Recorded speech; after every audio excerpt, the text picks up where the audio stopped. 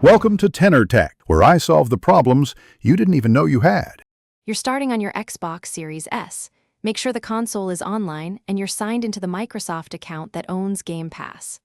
Once signed in, open the Game Pass app or the store and go to the Game Pass tab so you can browse titles instantly.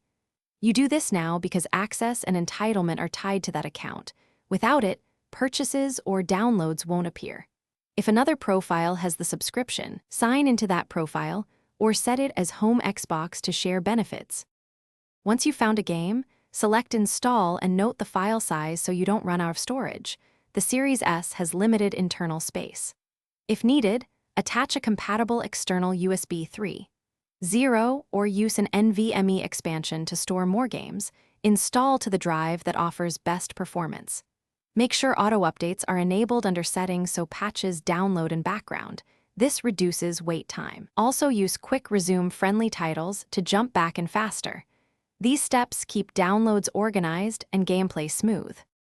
Now launch the game from My Games and Apps and enjoy. Make sure to check for optional DLC or updates in the store. If you want others on the same console to use your Game Pass, set this account as the Home Xbox under Personalization. Once done, family profiles can play included games. If a title won't start, restart the console first, confirm your subscription is active, and clear local save cache or reinstall the game as a last resort. These steps usually...